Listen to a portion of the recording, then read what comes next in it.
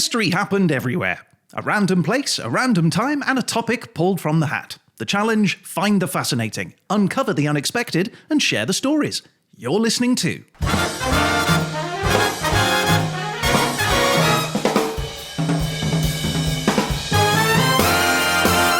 History happened everywhere.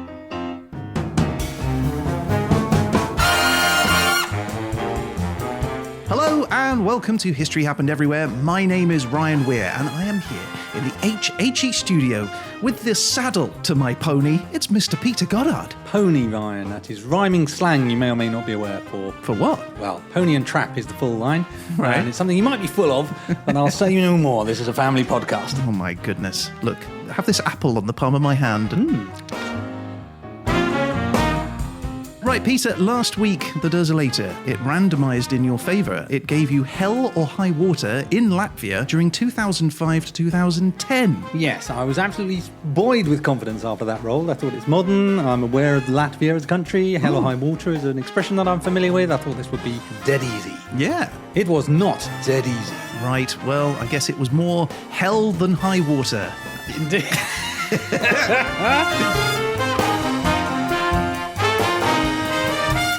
Okay, well, let's get started, shall we? I want to know a bit about the country. So, I'll tell you everything. The Republic of Latvia, let me introduce you. It is one of the Baltic countries. These are the countries by the Baltic Sea in the kind of top right, if you will, of Europe. And they consist of Estonia, Latvia and Lithuania. Latvia being the filling in the Baltic sandwich. So as a country, it's got Estonia to the north and Lithuania to the south, but it also touches Belarus to the southeast and it's got Russia to the east. I've heard of them. Yes, it is a fact that made a big difference in their history, as we will discover. Okay. The capital city is Riga. This is known as the Paris of the North. Oh, really? That's nice. Yeah, I should observe that there are 8 other cities on Wikipedia claiming to be the Paris of the North. Oh, right. Okay. So there's some competition for this title, but they've got a strong claim. They've got one of the largest collections of Art Nouveau buildings in the world. Okay. They've got 800 buildings, and the whole city is a UNESCO World Heritage Site. The whole city? The whole city. Everything? The lot. Including the rundown bit of it? Even the sewers. Wow, okay. Right, the language is, take a guess. Latvian? Correct. Latvian is one of the only 2 surviving Baltic languages, Latvian and Lithuanian, of the, I guess it's a family of languages that only those 2 are left. Really? Yeah. What have the others done then? Well, other people don't speak them anymore, similar to Celtic languages, right? There's some that are still going and some that are no longer with us. Right. They have a flag, unsurprisingly, and these countries tend to. It's thick, dark, carmine red stripes and then a little smaller white stripe in the middle, sort of horizontal stripes. Right. Carmine red. Carmine red, yes. That's very specific when I read the description. Yeah, it's like a paint. You might get like a sunset. Exactly. Yellow Yeah. It's a really dark. So when you think of a red of like the Red Cross flag, and it's much darker than that. So it is worth making the exception, I suppose. All right. And I think we should all rise for the national anthem.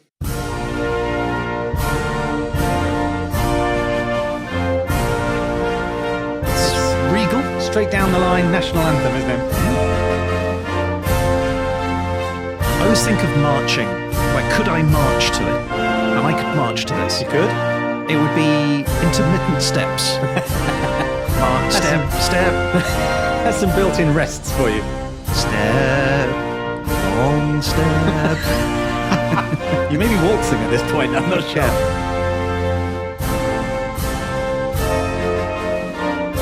Oh, that's a nice bit of bugle work. I like this. I'm feeling really patriotic.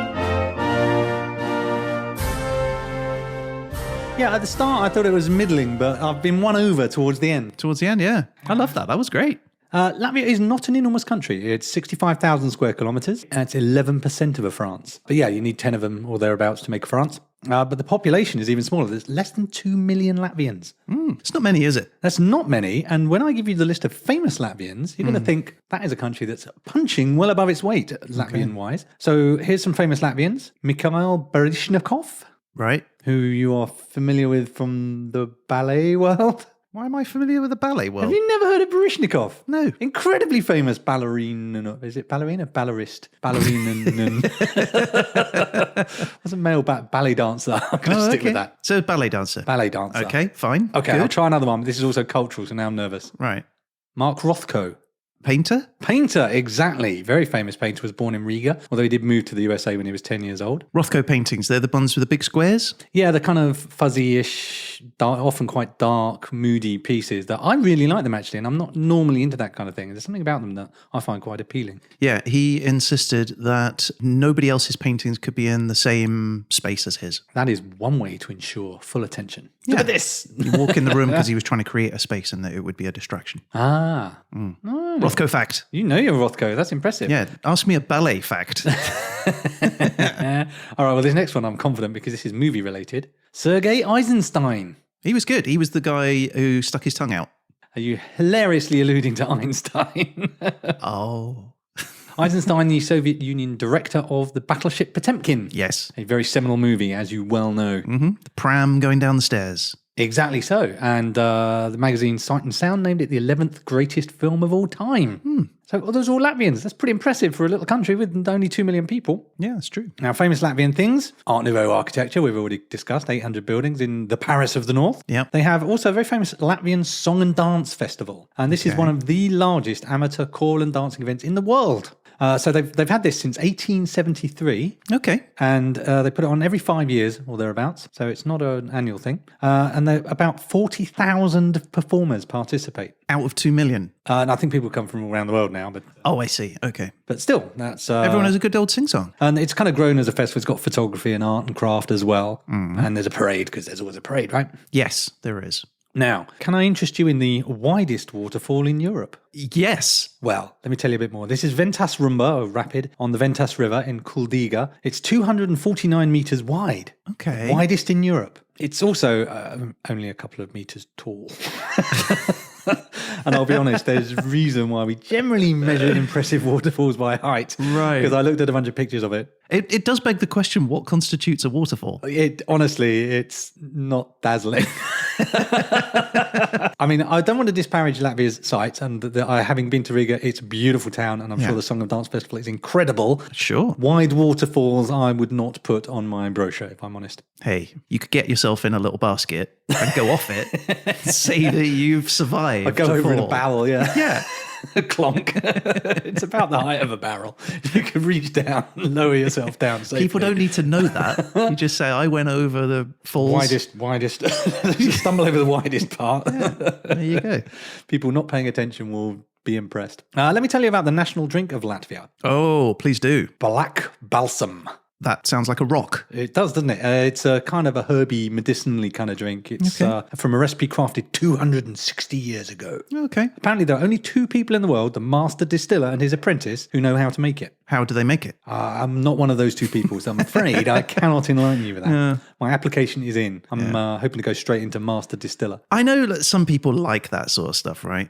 Was it the Colonel's secret recipe and this sort of stuff? I don't like that. You don't what? You're an open source guy. I want to know what's in my food before I'm consuming. Well, the ingredients are known. It's the process, I guess. My guess is it's distilled and then they throw in the rest of the ingredients. Yeah, but that just means they could be like, mixing it in the back of the boot of their car with a bunch of oil and God knows what. It's the process, Ryan. You've got to trust the process. I do not trust the process. It comes in a clay bottle. That is awesome. Yeah, it's made from 24 all-natural ingredients, including 17 botanicals, including valerian. That sounds like a fantasy novel. Yeah. Wormwood. A character from a fantasy novel. Black pepper and ginger. Sexy video. I thought it sounded like a pair of sidekicks, like little mongoose sidekicks or something. No, sexy video. Gentian. It might be Gentian, I'm not sure. Okay. Peruvian balsamic oil. Yeah, I like that one. Yeah. And then a bunch of others. I'm not going to list them all. It's won more than 100 awards at international fairs. Wow. Is it tasty? Do people like it, or is it medicinally? It comes in 5 fruity flavours, but it has original. And as we know, original is usually not very nice. The worst. But they do claim huge health benefits. It can do absolutely everything for you. Definitely got a medicinal reputation. Do you drink it in shots, or is it like a full pint, or what? Well, I think there's only one way to find out. Oh, no. Have you been to Latvia? Oh, I have here a bottle of Riga Black Balsam. Oh, it's a beautiful bottle. It's really nice, isn't it? Like, genuinely, that is a stunning bottle. It looks like a bottle from 1750. Yeah, and you can give it a tap, you can hear the clayiness of it. Yeah, it's definitely clay. I love it. Right, I'm going to open it up. So while you're struggling to open that, I also want to tell you one last thing about the general Latvian region. And this is really unconnected to anything, but I just wanted to tell you about it because it made me laugh so hard. There's a book, a children's book, a Latvian children's book, sadly not available in English. It's known in translation as Savage Pies. I'm sorry? Savage Pies. In English or in Latvian? That's the English translation. There is a Latvian word for it that I'm not going to try and pronounce. It's a series of children's books about pirates. So far, so normal. Yeah. But everybody, all the characters are pies or food. That sounds great. So this is the English translation of the blurb on the book itself, or the original book, I guess. In the harbour city of Mersel, the wild pirates of the South Sea, with their terrifying leader, Mordan at the helm, has abducted the wonderful poppy seed pastry, Eloise. 2 young men, Eclair and Croissant, are on their way to free the kidnapped girl, and the adventure begins. Fights with the blood sausage bandits, adventures in the prison of sausages, in the asylum of pies, Tortilla Island, and more. Tortilla Island. In this wide world of pâtissier, yeah, where everyone is acting only in accordance with their filling and cooking method. And the editor who kindly got that translation for me, Schlaffer, said of it, the translation might not really be the best style or completely accurate, but even the original is nightmarish. Wow, nightmarish. So there's something to read to your children, Attack of the Jam Tarts or something similar. At the end of the story, do they find peace?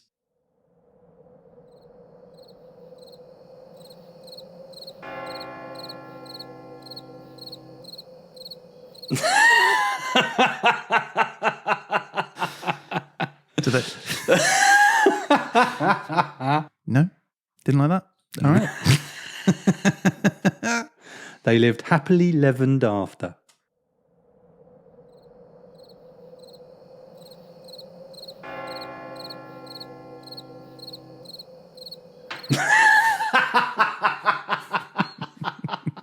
Okay, so with that aside, which bought you a bit of time to pour the black balsam. It's really black.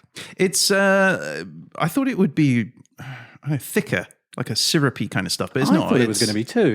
It is super dark, isn't it? It's really dark. It looks like flat cola and smells like medicine. Oh, it does, doesn't it? Yes. Yeah, it's got notes of greenery. All right, here we go. It's good for you. Which it is, right? It's good for you. That's good drink. correct. I love it. Okay. Give it a go. Yeah, I mean... Hints of licorice, I would say. Oh, it's warming the insides now. I don't love that. It's got that medicine-y herbiness to it, hasn't it? And they just drink this socially. I've seen it described as the national drink of Latvia, but it's not a session drink, is it, by any means? I wonder if it's one that everyone's got in their cupboard, but really they just want a lemonade. Because they went through the airport and needed to buy something. Yeah, exactly. It's a gift for someone. Yeah. So there you go. Whatever ails you, Ryan, is going to be clean dried up now. Thank you so much, Peter. Yes. That's quite something. I love the bottle. Yeah, it's great. It's beautiful, isn't it? It really is beautiful. That's going up on the website, hhepodcast.com.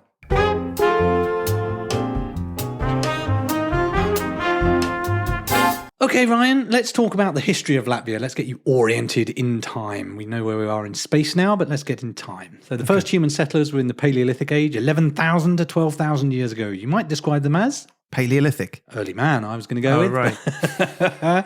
These are hunter-gatherers using basic stone tools, you know the deal. I do. 2000 BC, the ancient Baltic people arrive. Okay. And they settle the area, and they become part of a trading route it goes between Varangia, so where the Vikings live, down to Greece. So they become quite an important trading hub, particularly in the sort of area in the mouth of the river in Latvia. And when was this again? This is sort of Romany times coming. Okay. So Roman Greeky, turn of the millennium.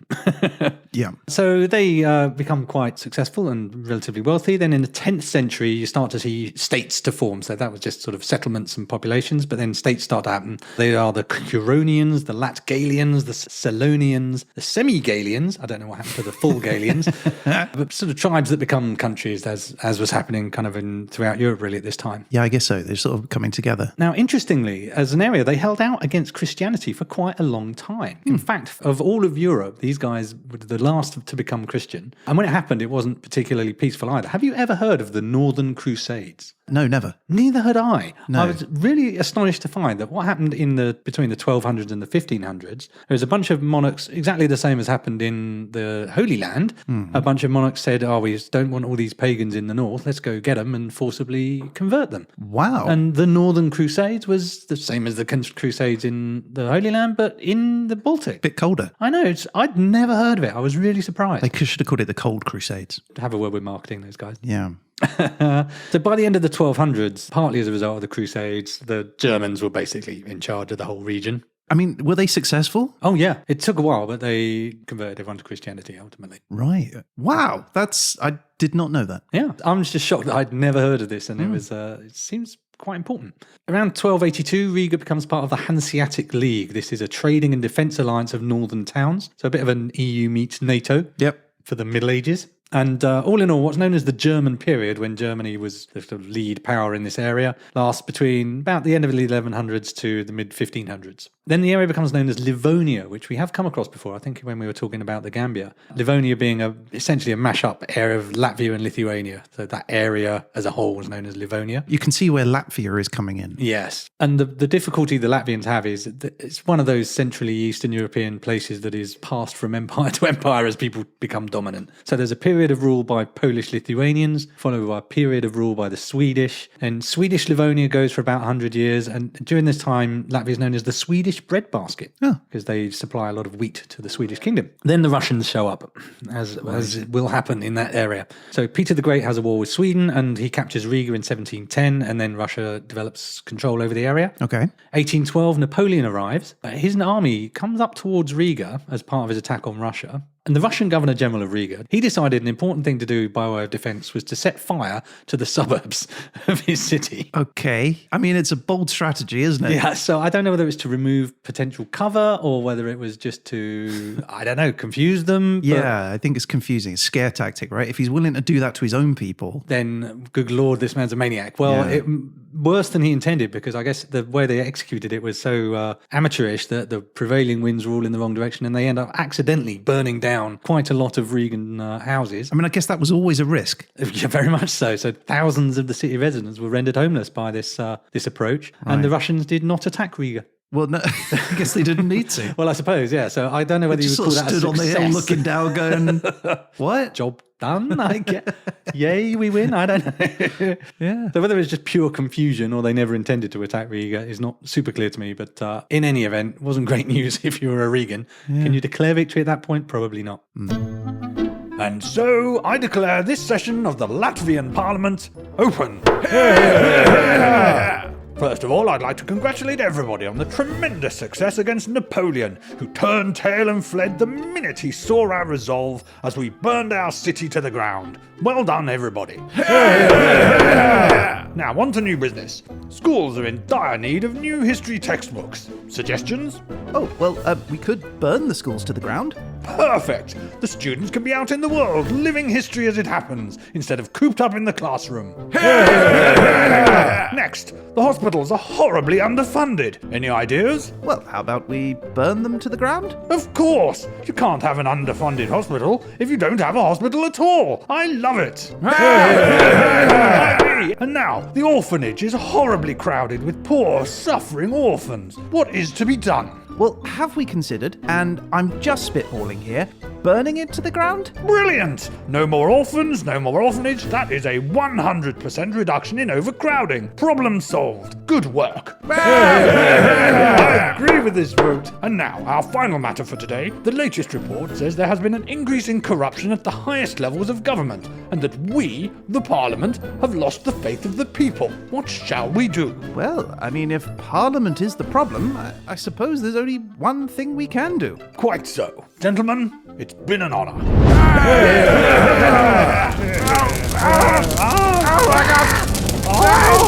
Oh, it's really hot!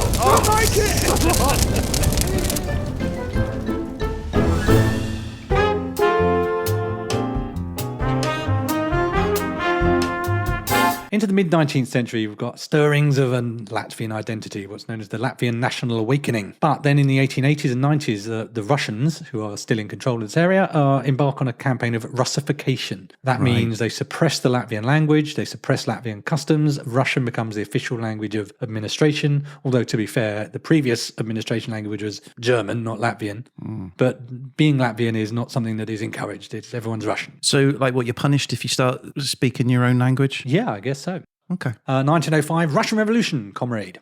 World War I happens, as we know. Germany attacked. A world war? A world war. The whole world gets involved. But then we've still got the rise of the idea of Latvian statehood. And in 1918, the People's Council proclaimed the independence of the Republic of Latvia. Oh, okay, so that's when it first emerges. Well, yes. Actually, then in December of that same year, Soviet Russia invaded Latvia. But they did actually recognise independent Latvia in 1920. Okay, so they had a little run of independence from 1920, and then World War II happens. So in 1940, and Latvia has some very interesting history, and it's not really appropriate for this podcast, but I think in the verdict I'd like to bring it back. But in 1940, the Soviet Red Army moves into Latvia. So they're not invading, they're moving into Latvia to protect them because the Germans are coming. So you've got the Nazis and the Soviet Russians. Okay. So Latvia is essentially sandwiched between two very... Were they invited in? Well, there were some elections wherein the Latvians applied for admission into the Soviet Union. Okay. Free and fair elections, I didn't say. Right. There were some elections whilst the Soviet Red Army were in town, and the vote was, let's be part of the Soviet Union. But it didn't really matter because actually they got incorporated into the Soviet Union on August the 5th, 1940. But in less than a year, they were no longer under Soviet control. This is a good news, bad news situation because they'd been occupied by Nazi Germany. Oh, I see. So right. This is the proverbial rock and a hard place for poor old Latvia. Wow. This is a tough time, isn't it, if you're Latvian? If you're like a native of Latvia during this period, you don't know whether you're coming or going. What language are you speaking today? Exactly. Who's running the show? What language am I speaking? Who's in charge? And you're just squashed between two not very pleasant regimes at that. Yeah. So the war lasts obviously until 1945. The Soviet Union, as we know, make a big comeback, as it were, in the war. Germany loses the war and Latvia becomes part of the Soviet Union again, which is good news in that the Nazis are defeated, but bad news in that they have all of the experience of the Soviet Union. So you've got Stalinist purges, forced collectivization, and also very specific to the Baltic area, not just Latvia. The whole of the Baltics had this. I talked about Russification. There's kind of two events of Russification. There was that cultural thing that I talked about before. Yeah. But the Russification that the Soviet Union implemented after the war was much more literal in that they deliberately moved thousands and thousands of Russians and Belarusians into Latvia to essentially dilute the Latvian population. Oh, I see. With people of Russian ethnicity, which, if we go back to the beginning when I said it's 60% Latvian, 30% Russian, that is the source of how this came about. So what actually happened was the Russians then became were kind of the preferred ethnicity, as I understand it, during this period. But then later, even though they were the minority? They're the minority, but they're the minority in charge, essentially. So there is a long, long history of tension between the Latvian ethnic Latvians and the Russian ethnic Latvians as they are today. Sure. So they limit the Latvian language again. They teach and administer in Russian. So before the war, Latvia was 77% ethnic Latvian. By 1989, 52%. Okay, so it's quite a drop, isn't it? That's of your entire population. That is a massive change in your demographic. Yeah, I mean, you've got generational shift over that time as well. Like over such a long period of time, you would expect the youth who are now familiar with that to be less aggrieved than perhaps their grandparents might be. But you've also got the Russians who are kind of being seen to have a preferential status as well. So there's the possibility for resentment building up as well. All in all, it's just a bit rubbish, isn't it? It's tough being a Latvian.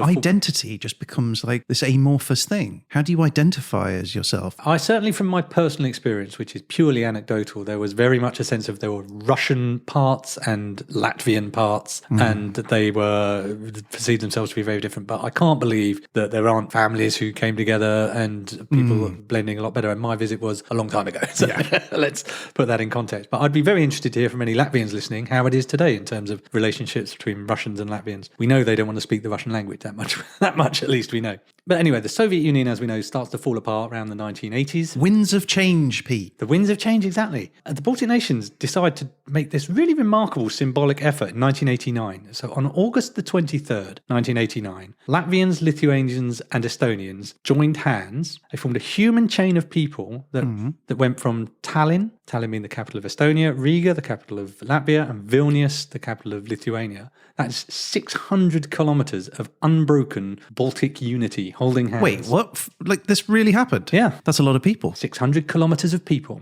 Wow. That becomes a really powerful symbol of the Baltic states' desire for independence and home security, I guess. So How'd they coordinate that without the internet? Well, you just find the end and tag on, I suppose. Yeah, but you'll everyone know it's happening tonight.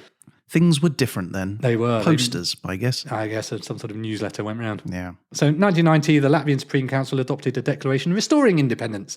And so May 4th is now considered Independence Day in Latvia. It actually took the Soviet Union 16 months further to recognise the independence, but they got there in the end. Good for them. So then Latvia actually joins the European Union and NATO in 2004. So they really transformed from being part of the Soviet Union to a NATO member. That's a huge shift very quickly. They really came on board in rapid style. And today it's a thriving modern Baltic nation. It's rated high in the Human Development Index, which measures income and education and life expectancy to give a general sense of how advanced the country is. So they're doing well.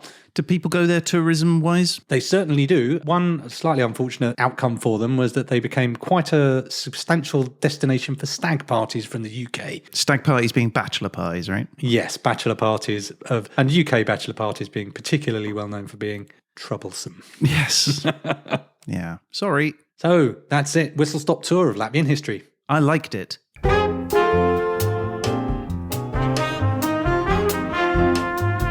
All right. So, Pete, I don't know what you're going to talk about next, but I thought I'd introduce it. Yeah, go on.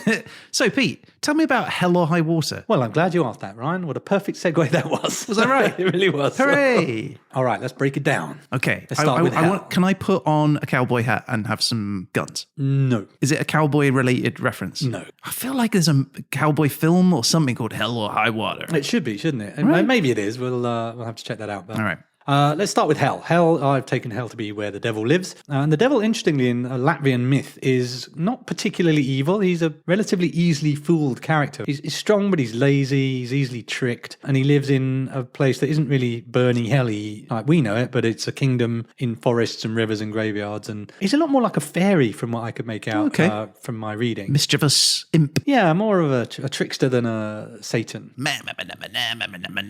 Satan. Yeah, exactly. Not like that. Okay. And of course, they have in Latvia regular Christian hell because the Northern Crusades meant everyone became Christian. But that's Hell. So let's move on. High water. Yeah. What's high water? Not the waterfall. No, indeed. No, that's very low water. We could be talking about flooding. We could be talking about high tide. But what do you find on high water, on the high seas in particular? Pirates. Pirates, of course. So in 2008, we're into our time period, in Latvia, you could find the Pirates of the Sea. In Latvia. In Latvia. Is it near the sea? Well, it is by the Baltic Sea. Oh, yeah, okay. But these are the Pirates of the Sea, are Latvia's 2008 entry to the Eurovision Song Contest. Wait, what? Congratulations, Ukraine, by the way, on their recent victory in the Eurovision Song Contest. So this is a very apposite moment. Congratulations, Ukraine. Well done. But yes, the Pirates of the Sea were Latvia's 2008 entry. Just to give you a little flavour of the lyrics. Don't try to run, it's all set and done. There's treasure in sight. We are robbing you blind. I hope you don't mind. We're taking it all tonight. Were they dressed as various foodstuffs? Well, no, they weren't. They were dressed as pirates. But here's a quote from the British newspaper The Sun, taken from their article, Most Shocking Eurovision Performances. They described the song as a song as bad as it is ridiculous. Latvia must have wanted to capitalise on the recently finished Pirates of the Caribbean trilogy with this upbeat shanty. The Pirates of the Sea sourced their costumes from the nearest fancy dress shop. This all sounds great to me. I have no problem with any of this. And when you weren't magnetised to the weirdly intense main pirate, you could see their hats falling over their eyes. So I think we ought to have a little listen to, the song is called Wolves of the Sea by Pirates of the Sea. This is one of the Eurovisionist songs ever. We are hoping you blind. I hope you don't mind. We are taking it all tonight. They're very upbeat pirates. They're having a lovely time. They're having a great time.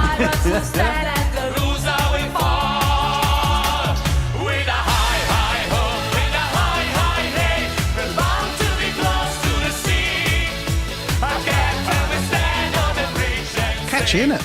It's upbeat. So that is Pirates of the Sea song, Wolves of the Sea. I love it. I was really hoping to track them down and get them to come and talk to us, but I would have failed been miserably. Amazing. But here's an amazing thing I found. Also during our time period, actual Latvian pirates. I want to come back to that, but you didn't tell me how they fared in the competition I'm of so Eurovision, and I'm sitting here wondering whether they came last, first. What happened? They romped home Yeah. 12th place. That's respectable. That's middle of the table. That's solid. 24 countries, right? Yeah, something like that. That's not bad. Yeah, and the UK gave them 10 points, so we were on side with the Latvian entry. Yeah, some sort of political deal going on there. 10 points. That's very generous. Wasn't it? Right, I feel like I stole your thunder there from a very eager little face that you had. Oh, it was a very valid interjection, though. So, yes, I found some real pirates. Right, tell me about Real them. proper pirates on the Baltic Sea. Yar! Do So- they talk like that? No, they talk like normal ethnic Russian Latvians. So the MV, which I assume means maritime vehicle or something, Arctic Sea, was a cargo ship going from Finland to Algeria with a Russian crew and a cargo of timber. It's what? What? It's pirates! How does timber fit in with that? Shiver me timbers! Oh, I see. Shiver me So, timbers! yes, they had a cargo of not yet shivered timbers. It travels through the Baltics. It comes through the Strait of Dover on the 28th of July, where they have a chat with the British Coast Guard. And that is the last known radio contact with the ship, which doesn't arrive at its scheduled port on the 7th of August. Where's the ship? It's vanished. Where'd it go? The Russian Navy sent ships from the Black Sea Fleet to search for the vessel. Okay. So then on the 14th of August, the ship is allegedly sighted off Cape Verde, that's off West Africa. Wow, that's quite far. Yeah. On the 17th of August, Russia's defense minister, Anatoly Sergey, announced the ship has been found and seized. All 15 crew were alive and well, and they've been transferred to a Russian ship for questioning. Thank goodness. Now, they declared that the ship had been hijacked in the Baltic Sea by 8 hijackers, 4 Estonians, 2 Latvians and 2 Russians, although all ethnically Russian. Mm-hmm. Now, here's the thing. According to the United Nations Convention of the Law of the Sea, which I'm an avid reader, as you know, Sure, yeah. piracy is a universal jurisdiction crime. It means that it can be prosecuted by a country even if that crime didn't happen in that country. So basically anyone can arrest them. But in this case, people arrested for piracy are tried according to the laws of the arresting country. Okay. So they get taken to Russia, basically. It then becomes a Russian crime. I'm not a maritime lawyer, but that's my understanding. Cool. So then 11 of the crew members were returned to Moscow, where they were held in isolation in order to be questioned. Now, Russia doesn't explain why the victims here are basically imprisoned, but they do release them eventually, but with a gag order on the crew preventing them from talking about it. And that gag order came with a penalty of up to 7 years in prison. Whoa. So this is all a bit weird. Do you It's a not bit, think? it is a bit odd, yeah. So the Russians said that the hijackers had pretended to have an engine problem in order to board the vessel. And then they'd hijacked the place and said, go drive to West Africa. The hijackers, alleged hijackers, said that they did have engine problems. They'd run out of fuel. They were actually environmentalists out for a protest, and they had been stopped from leaving, having been rescued by the ship, and were essentially kidnapped. So on the 8th of September, the Russian Foreign Minister Sergey Lavrov made a statement saying that after a search, nothing suspicious has been found on the Arctic Sea, and the Maltese authorities, the ship was registered in Malta, could have a look sometime later. On the 29th of October, the Russian Navy delivered the Arctic Sea to Malta, where they were searched and they didn't find anything. Yeah. 6 of the 8 hijackers were sentenced to jail terms ranging from 7 to 12 years. Okay. So none of this adds up, does it? What a peculiar situation. So what's really gone on here? Who wants to steal timber anyway? Well, it was a couple of million quid's worth. I guess. And they claim that a ransom was requested, was asked for. Oh, okay. It's a confusing story, and I read quite a lot about this, and no 2 versions seem to be the same anyway. So the real question is what was really going on here? And the answer is nobody actually knows. It was a weird event. It could have been a regular hijacking of the cargo for ransom, and the Russians say that that's what it was. Okay. But the ship's owners say they got no ransom demands. What? So then the question is, why did Russia send more force from the Black Sea Fleet for this one ship than they'd sent to deal with all of the piracy in Somalia? Yeah. What's there's- going on, Pete? Well, there's a theory that the ship was trafficking either anti-aircraft weapons or possibly cruise missiles to Iran illegally. And the hijackers were hired by Israeli intelligence to stop the cargo reaching Iran. This has become a global whole conspiracy. There is something going on here, and tragically, I can't tell you what it is because nobody knows. But there's another version of events, which is the criminals were trafficking arms. This is kind of the common theory. Possibly rogue elements from Russia's own security services. And then when Russia realized what was happening, because it was their people, they staged the hijacking themselves to cover it up and then get rid of all the stuff and the evidence and just go, oh, look, it's just a regular hijacking. It's just a regular piracy thing. So the only thing we're certain of is the Russian journalist Mikhail Voitenko, who had challenged the Russian version of events in his reporting, on the 3rd of September 2009 was reported had quit his job and fled Russia after an unidentified caller called him in the night and warned him he was, quote, stepping on the toes of some serious people. Whoa.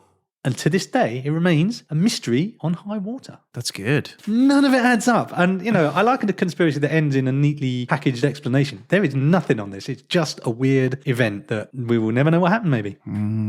But I thought you'd enjoy it because it's creepy and weird.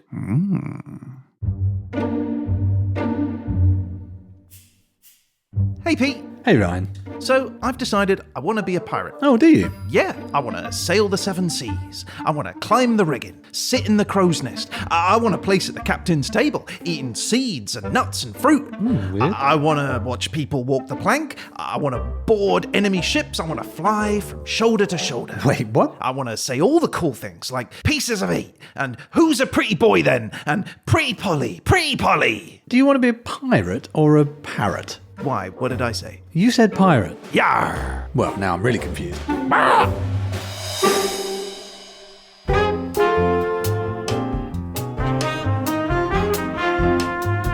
But that's all a bit of fun. That's breaking down hell or high water. But what does hell or high water really mean? It's usually in the complete phrase, come hell or high water, where you say, I will achieve something come hell or high water, meaning I will just get it done. The first printed reference is believed to be an American phrase, so maybe you are allowed your cowboy hat. I am. The first reference comes from an Iowa newspaper, the Burlington Weekly Hawkeye.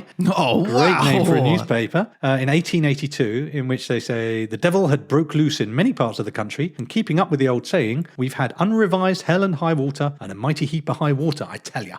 I tell ya. I tell ya. That doesn't really speak determination to me, but I think today it is fair to describe come hell or high water as a phrase meaning you're willing to do whatever it takes to overcome difficulty or obstacles. Yeah. Or in one word, determination. Absolutely, yeah. So I'm going to share with you some stories about Latvian determination from 2005 to 2010. All right, fine. Right, first though, I'm going to give you a little bit of context because what was happening is quite a key few years in Latvian history, and determination was a much needed commodity in Latvia in these years because basically it's the years of the financial crash and there's a fair amount of corruption going on as well. So I'm going to give you a quick bit of 2005 to 10 history so that you understand what's going on when I describe what the determination stories are all about. Right. So in 2007, there was a very popular president, Vaira Vika Friberga, who term ended and was replaced by Valdis Zatlers. Right. He was a doctor, and in his time as a doctor, it was alleged that he got a lot of private envelopes of extra pay from his patient, which was a kind of illegalish activity, although some say that everyone was at it. Certainly a grey area, but it was emblematic of the way Latvian society was working at that time, some people felt. So there was corruption in everyday life, I suppose. Okay. 2008, Ivars Lembergs, the mayor of Ventspils, was suspended and arrested on charges of corruption. 2008 was the bad year. This is when the global financial crash hit, but when it hit, it really hit Latvia hard. So in 2008, the Latvian economy took one of, if not the sharpest downturn in the world. In the last quarter of 2008, their GDP contracted 10.5%. Whoa. In 2009, February, the government asked the IMF and the European Union for a bailout loan of 7.5 billion euros. This is a country of 2 million people. Yeah. 7.5 billion euros to nationalise their bank, the Parex Bank, which was the country's second largest bank. So think Northern Rock if you're in the UK. So these are all things that were happening. It wasn't like Latvia was unique in the global financial crash. It happened everywhere. But Latvia really copped it. In December 2008, the unemployment rate for Latvia was 7%. 1 year later, 22.8%. Yeah, you see, that's the real stat for me. That's where you got lot of real people in real hardship. People are getting cheesed off. Sufficiently so that on January the 13th, 2009, in a rally calling for the end of the government, becomes a riot calling for the end of the government. Some people try and storm the Saeima, which is the parliament building. And then by February 2009, the cabinet's dissolved and the president's resigned and a new government comes in, basically. Because of the riots and because of the pressure, or The riots were a symptom. It wasn't the one-off riot toppled the government. It was that everyone was cheesed off and it became unsustainable. And it's, I think it was a coalition government as well, so it was very difficult to operate. So essentially what you're talking about is years of financial hardship, a sense of corruption and unfairness, and just unpleasantness, really. So that's the context that I wanted to give you, because we're going to talk about determination and some specific people who did some specific things and would not be held back by this situation that they found themselves. So these are stories of determination, and the first one is determination to expose corruption. Here we go. In 2010, police raid the home of a journalist called Ilse Nagler, and they take her personal drive, her memory sticks and hard drive, all the computers basically. And they were in search of evidence, apparently, of the notorious hacker known only as Neo. what, for real? For real. He was like in The Matrix? He was actually named after the character from The Matrix. So he was a hacker. So he was apparently the leader of the activist group, the 4th National Reawakening Army. Oh, I bet he thought he was so cool. Scary man. His crime? Yep. He published the salaries of public transport company Riga Satiksme on his Twitter profile, revealing that the tough austerity measures that everyone else was undergoing, doctors and teachers' salaries had been cut by 40%, did not apply to a lot of the public sector employees. He found that actually a lot of people were doing very well in these hard times. Wow. And consequently, he went, I'm going to publish these, and he published them. So he was cool. He was very cool. He downloaded 7.4 million documents, tax declarations of public officials, and I don't think he published all of them, but he published, look at these people, they're doing fine whilst cutting everybody else's incomes. Yeah. So Neo this is a dangerous thing to do. It was a dangerous thing to do, but he became something of a folk hero. He's a kind of a Robin Hood character for these guys. So who was this notorious outlaw? Mr. Anderson. It turns out he's a man called Ilmaz Poikans. Oh. He's 31-year-old. He was a researcher at Mr. Poikans. Surprised to see me? Very surprised.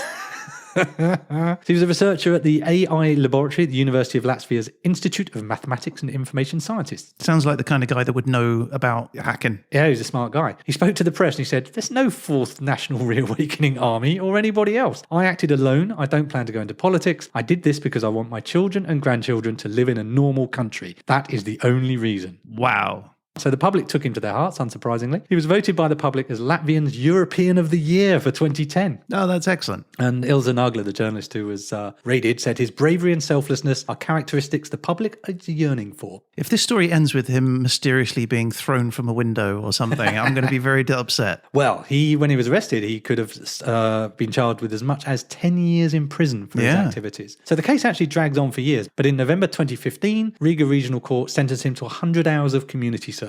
Good. That's fine. Fine, but it gets better. December 18th, 2017, Ilmaz Poikans, the man who not only took the red pill, but gave the red pill to everybody else, he was granted a presidential pardon. Oh. And the pardon said, even though Ilmaz Poikans had violated the law, the public gain from his actions has far surpassed the harm. It's a tricky thing, isn't it? Because he did break the law. He did. Right? But what if he'd leaked something else? What if he had a more malevolent side to him? But he didn't. He was a hero. He was a hero. Ilmaz Poikans, I salute you. Mr. Poikans.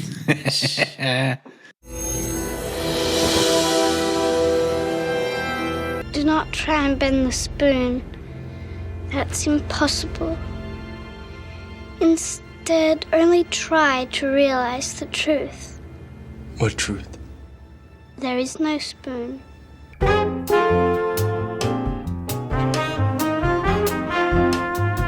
So Poikans is not the only Latvian determined to tackle corruption. I've got a new one for you. In 2005, Eriks Jacobson was Latvia's Minister of Interior. He was born in 1959 in Riga, which at the time was part of the Soviet Union. At age 18, he was studying at the Riga Sports Academy. He got conscripted into the Soviet army. Oh. He was a sporty guy, unsurprisingly, studying at the Sports Academy. He gets assigned to the Spetsnaz. That's the Russian or Soviet special forces. Oh, okay. So he did 2 years there, but then he wants to look for more meaning in his life. So apparently the KGB tried to recruit him, but he's like, no, I'm not interested in working for the KGB. And instead, he becomes a martial artist. He starts his own martial arts school. B, he becomes religious. He becomes ordained as a Lutheran minister. Kung Fu minister. Kung Fu minister. And C, he joined the Latvian underground resistance and he's teaching illegal religion classes because obviously Soviet Union religion is more than frowned upon. So this leads to the KGB allegedly trying to discredit him by labeling him a dissident and an enemy of the state. They call him the Latvian Rambo.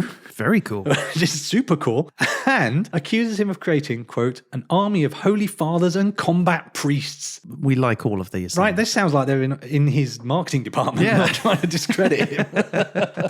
And that's why I say allegedly try and discredit him, because it sounds like they're doing him a favour. So he becomes a very active dissident. He earns another nickname, the Boxing Priest. It's not bad. They could have called him Rocky or something, right? The Latvian Rambo, for goodness sake. So he becomes a bit of a folk hero again. At one point, he gets interviewed by Peter Jennings on ABC World News Tonight about the problems in Latvia, and that earns him immediate expulsion from the Soviet Union for him and his entire family. Wow. Just for an interview. Yeah. Immediate expulsion, like an ejector seat. Certainly. Yeah, they don't hoy him out. No, he gets to go to the train station. Apparently, thousands of Latvians cheer for him at the train station when he goes off. And he goes to the US. That's a bittersweet moment, I imagine. No, imagine that. I'm a hero, but bye, everyone. So he opens a gym in Chicago where he said, I share what I learned. I tell students there are champions out there who are losers because they're not gentlemen. And there are others who never become champions, but they are winners because they have a warrior's heart. Wow. Isn't that beautiful? That's really cool. So he truly had a warrior's heart, because in 2001, he goes back to Latvia and he becomes involved in politics. He was allowed back. Yeah, because the Soviet Union falls apart and Latvia becomes independent. Right. So he comes back. So, yeah, I'm back, guys. He forms a new party called the First Party of Latvia. Could have called it the Rambo Party. That would have been better. Done, but yeah. yeah. But in 2004, he becomes the Minister of the Interior for Latvia. So he becomes a fairly substantial politician. Well, I guess if he's got like the public support in the way that he had, politics is a pretty good way to go, I guess. Exactly. So he directs his country's law enforcement and intelligence services, the successors to the KGB, so Latvian Secret Services, I guess. And he takes a hard line against Russia, against the mob, against oligarchs. I wonder why. I know, surprising, right? So then in 2005, he got really annoyed with the Latvian government, because in October 2005, the Latvian Prime Minister Aigars Kalvītis signs a decree placing a man called Boris Berezovsky on the list of persona non grata, so people not welcome in Latvia. Okay. Boris Berezovsky was an outspoken critic of the Russian regime, and basically it's thought that the Russians put a load of pressure on the Latvian government, and the Latvian government said, oh no, we can't have this guy here because the Russians don't like him. And this annoyed our man, the Latvian Rambo. So basically he resigns. He didn't formally say in protest, but all of the newspaper articles I read, everyone knew it was because of the way they treated Berezovsky. Yeah, people are able to sort of read through that sort of stuff, aren't they? Exactly. So the news articles are like, he said it was because he wasn't getting funding, but everyone knows it's because they let Berezovsky get turned into persona non grata. So he, a man of great integrity to the end, he resigns his post in protest. So now I just looked up where he is today, and he is now residing in the USA. He's the CEO at Cultural Bridges International. So I guess if you've got a bit of spare cash and want some international conflict resolution consulting from the Latvian Rambo, yeah, go get it. He's out there. Amazing. So once again, another mighty Latvian with great determination who, come hell or high water, would do the right thing. Don't push it. Don't push it. I'll give you a war you won't believe. Let it go. Let it go.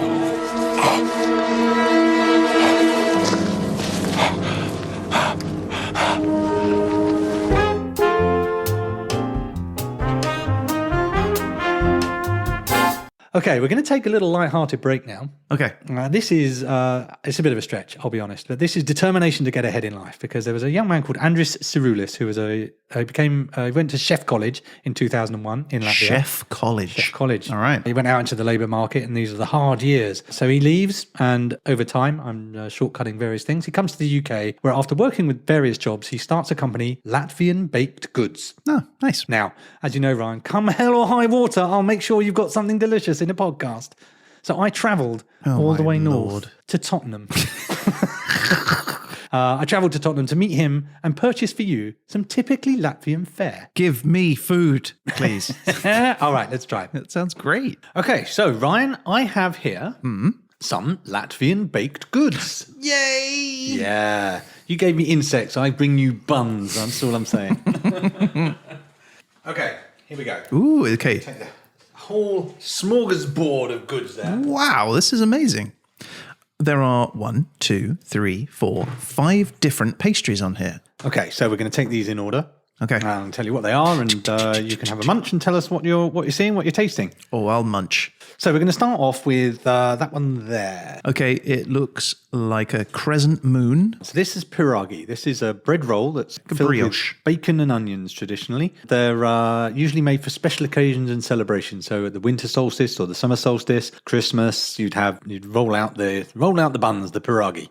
Roll out the buns. So Can I try? Oftentimes, yeah, absolutely. So often families will have their own special recipe that's passed down from generation to generation. And you'll notice the dough's got there's a little sweetness to the dough, which is characteristic. like a brioche. Yeah, exactly. It's very characteristic of the doughs of the area. And you especially find this in Zimasvetki, which is an annual festival observing both the winter solstice and the birth of Jesus. It's very good. So next we're going to try the Bouillon Pie. Okay, this is triangular shaped, flaky pastry with sesame seeds on top. And inside you will find it's a beef filling. These are a lot more meatier than I was expecting. Yeah, well, we're starting with the savoury. We will move on to the sweet. There is a dessert, if you will. Yeah, it looks like a hamburger. It looks like all ground beef. Yeah, so they'll often have this with, I guess, a beef drink, like a bovril kind of thing. Really? Yeah, I believe so. Oh, that's tasty.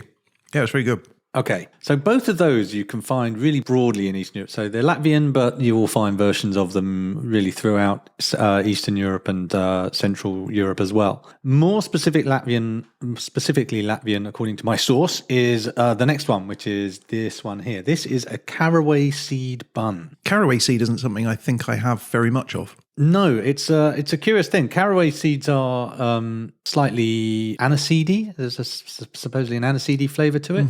The texture of this is like a scone or a scone. So this, I'm told, is super Latvian rather than being more generally East European. Yeah, it's tasty. It's dry, Are you getting the anise type flavour out? very subtly. Okay, and the final thing we have, this is a honey cake.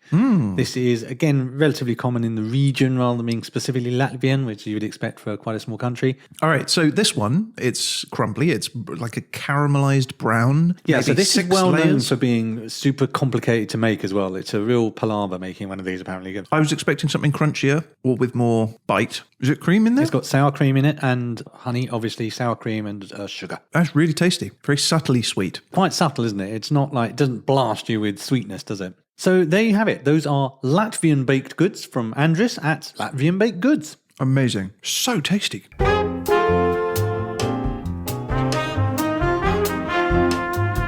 Right, so now back to real stories in 2005 to 2010, and now I'm going to talk to you about the determination to keep everyone cheerful in the teeth of the horrible years that were 2005 to 2010. Okay. So I like that. That's good. Exactly. 31st of May 2010, the Baltic Times newspaper reports blondes take to the streets in Riga. Tell me more. Well, 800 blondes turned out in a special event organised by the Latvian Association of Blondes. It wasn't a protest like the riots over the economy and corruption, but it was just to cheer people up. If this turns out to be golden Labradors or something. No, these were almost, if not all entirely, female ladies. They wore the dress code. Everyone was wearing pink and white, so it's basically like a Barbie invasion. Yeah, wow. Marika Gaderte, who organised the event and I believe was also head of the Latvian Association of Blondes, said, "I was so tired every day reading the newspapers and just reading about problems. We decided, let's do something nice. And I asked myself the question, what can I do for my country?" And this is what I did. That's what she settled on. That's She amazing. decided a March of the Blondes was the answer. Yeah. So this event started in 2009. It was supposed to be a one-off. Yeah. But it was very popular. Who knew? It proved so popular, they kept going for 3 years and it became the Go Blonde Festival. Only 3 years. only I'm 3 surprised to years. hear that it's not still going now. I was too, actually. They had parties and concerts and a Marilyn Monroe lookalike competition, and they raised money for Latvian charities. And it kind of grew. 2009, about 500 blondes were marching through the streets. By 2010, it was about 800. By 2011, 500 people just outside Latvia had registered to join the event. wow. So it got pretty tasty. Wikipedia notes quite casually of the final march in 2011, around 1,000 people lined the route, mostly men. 2011 was the last one, possibly because by then, I haven't mentioned this before, but the economic situation was actually looking up. Things got better pretty quick after the tough times of the latter part of our time period. And sadly, I did look quite hard, as you can imagine. I can find no current record of the Latvian Association of Blondes. Ah, so time to reprise it? Well, I mean, I'd like to think other hair colours are available. We work in a rainbow world now, Ryan. That's very true. All are welcome. Whoa. Hey. Whoa. Oh. Whoa. Hey. Darling, are you okay in there? Yeah. Well, it's just you've been in there a long time. Yeah, I'm just doing normal bathroom activities. Uh-huh. Are you practicing for the Marching Blondes?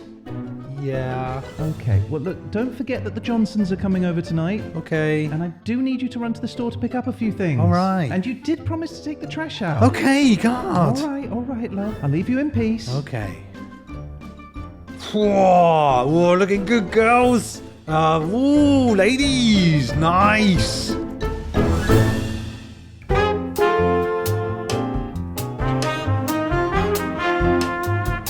And I have one other story of determination for you today, Ryan. Wow, I am spoiled with stories of determination today. Now, this is another march, but this is a much more serious affair. Okay. So- Serious face on. Serious face on.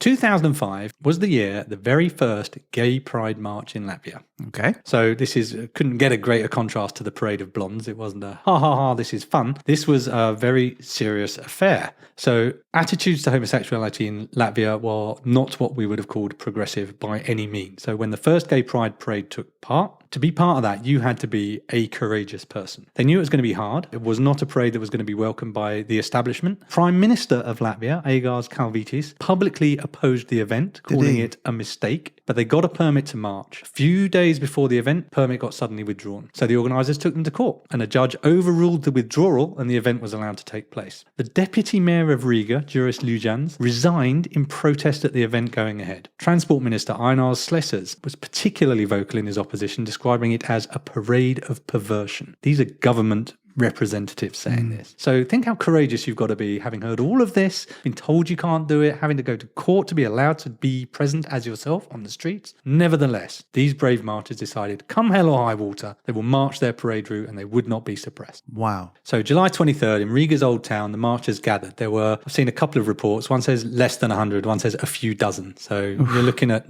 not a huge number of people. Okay. On their parade route, waiting for them, over 1,000 protesters, Oh, man. showing up to oppose the event, some of them waving extremist signs. There's also another 10,000 people just showed up to watch. Those 1,000 are specifically there to protest your event. So when they set off, protesters throw eggs and other stuff at them. So you're just trying to parade and you're getting stuff chucked at you. They try to physically obstruct the march, stop it going ahead, form human chains across the road. There's violent clashes with the police, between the protesters and the police. The march had to be diverted from one of the larger groups of protesters, but they marched and they got to where they wanted to go, which is, I think, where they started, which is the Anglican Church. And there they had a service led by Maris Sants, who was a defrocked gay priest who'd been thrown out of the Lutheran Church. Again, hundreds of protesters gather outside, angrily shouting and denouncing the event. One newspaper reports, quote, the scene became so chaotic that the participants eventually had to be whisked away on a bus to escape the angry crowds. So that's a messy end, but they said they prayed and they did. Well, I hope they were happy with themselves, the protesters. At this point, it becomes very clear that something is amiss in some sections of Latvian society. So some members of the LGBT community, friends and family, found an organisation called Mozaika. This is an organisation to improve the tolerance for rights of LGBT rights in Latvia. And at this point, that's the first one. You can't put the genie back in the bottle. So in 2006, the event took place again. This time it's known as a Riga Pride and Friendship Days. There's more attempt to sort of educate people as to the fact that I guess there's no threat here, I suppose. Again, it was significantly disrupted by protesters who managed to really appropriately name themselves No Pride. Oh, quite. Wow. I think you've sort of labelled yourself accidentally there, haven't you?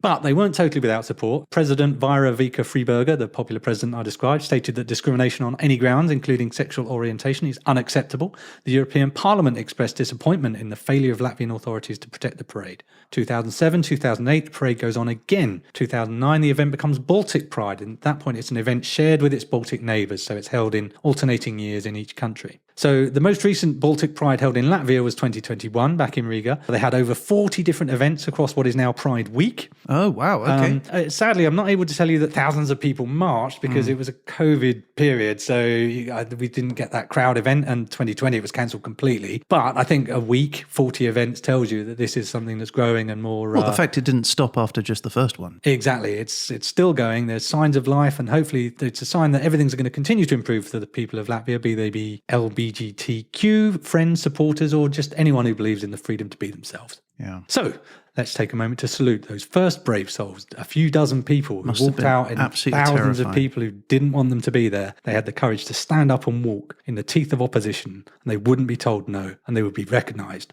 come hell or high water. That was awesome. Ooh, so that's really makes me emotional. That's good. So that's it. Hell and High Water in Latvia, 2005 to 2010. I hope you enjoyed it. I loved it. I genuinely didn't know where we were going to go with that. And I love the idea that you took the determination piece. There were some fantastic stories there and highly relevant. I struggle still to see where determination fits in with me eating cakes, but I love eating cakes. So I'm not going to question that any further. That was clearly the weakest link in the piece. No, I loved it, Pete. That was an amazing task. You've done a grand job. Well done. Thank you.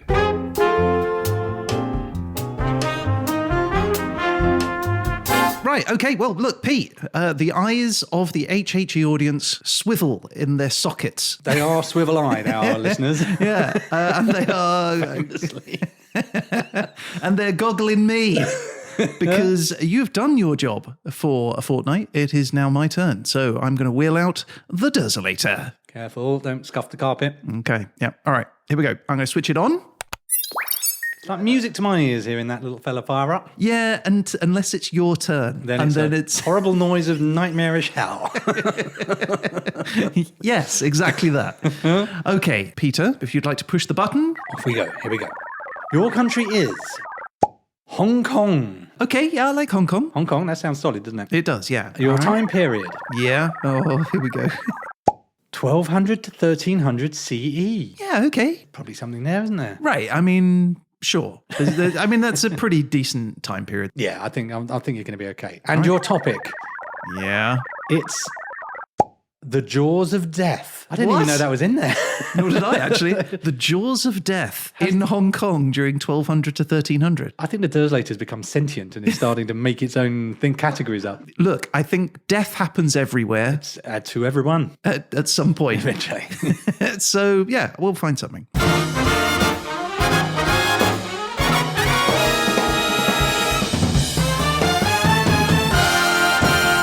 Okay, so that is the show for this week. Thank you everyone for listening. If you'd like to get in touch about any of the things that Pete has been talking about on this show or just to say hello, you can absolutely do that, and you can reach out to us through our website at hhepodcast.com or by email at peteandryan@hhepodcast.com. We would love to hear from you, and you never know, you could end up featured on a future show. Like Celeste, a good friend of the show who is a religious listener. And Celeste, we have a challenge for you. We'd like you to contribute a fact about Hong Kong between 1200 and 1300 that we will use in the show next time. Sounds good to me. We're outsourcing this program.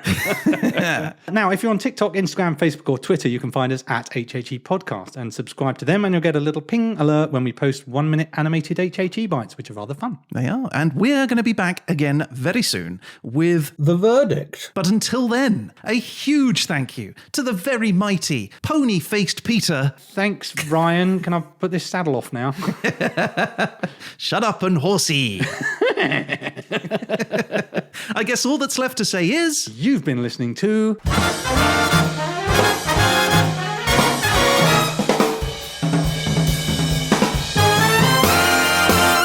History happened everywhere.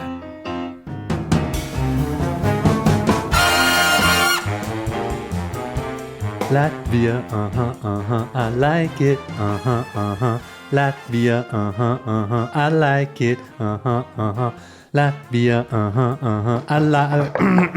Hello? Pete, are you okay in there?